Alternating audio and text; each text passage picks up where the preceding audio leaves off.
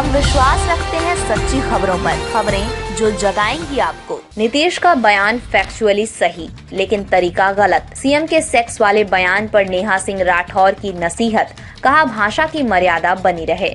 बिहार विधानसभा में सीएम नीतीश कुमार के जनसंख्या नियंत्रण को लेकर दिए गए बयान पर लोक गायिका नेहा सिंह राठौर ने तंज कसा है। नेहा सिंह का मानना है कि नीतीश कुमार का बयान फैक्चुअली सही हो सकता है, लेकिन विधानसभा में जिस तरीके से बोला गया उसे सभ्य समाज कभी स्वीकार नहीं करेगा। नेहा ने फेसबुक पर एक वीडियो पोस्ट किया है जिसमें नेहा ने कहा नीतीश कुमार ने माफी मांग ली है, लेकिन उनके समर्थक डटे हुए हैं कि सीएम नीतीश फैक्चुअली सही हैं। गजब की थेथरई है। दरअसल नेहा ने खास तौर से नीतीश कुमार की बातों का पक्ष ले रहे लोगों पर टिप्पणी की है और उसे तर्कों में समझाने की कोशिश की है। 1 मिनट के वीडियो में नेहा ने कहा, बुआ का बगीचा फेम मनोज मुंतशिर का विरोध पूरे देश में क्यों हुआ था? फैक्चुअली सही होने की कीमत पर हम सड़क छाप भाषा को कैसे स्वीकार कर लेंगे? मसलन कि एक बाप जिंदगी भर अपने बच्चों की मां को गाली देने का नैतिक अधिकार इसलिए पालेगा कि वो फैक्चुअली सही होगा। घर का दामाद ससुराल पक्ष के सारे सदस्यों को गाली देने का अधिकार पा जाएगा क्योंकि वो फैक्चुअली सही होगा। फैक्चुअली सही होना अलग चीज है, लेकिन भाषा की मर्यादा बनी रहनी चाहिए। बिहार विधानसभा में जो भाषा बोली गई उसे एक सभ्य समाज स्वीकार नहीं कर सकता। फैक्चुअली सही होने से आपको कोई वीटो पावर नहीं मिल गया। नीतीश कुमार के समर्थकों को समझाना होगा कि गलत को गलत कहना ही सही है।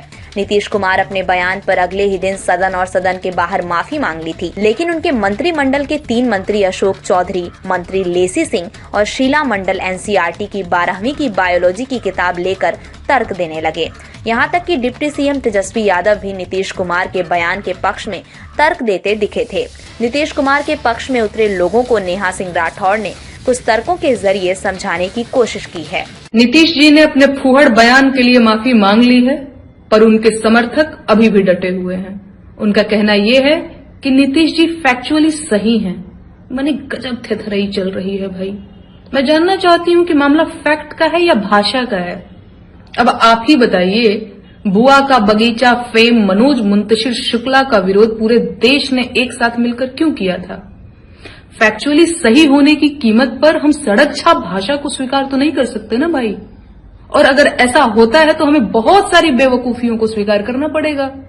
मसलन एक बाप जिंदगी भर अपने बच्चों को मां की गाली देने का नैतिक अधिकार सिर्फ इसलिए पा जाएगा क्योंकि वो फैक्चुअली सही होगा, या घर का दामाद ससुराल पक्ष के सारे सदस्यों को ताउम्र गाली देने का अधिकार सिर्फ इसलिए पा जाएगा क्योंकि वो फैक्चुअली सही होगा। फैक्चुअली सही होना अलग बात है, भाषा की मर्यादा भी बनी रहनी चाहिए।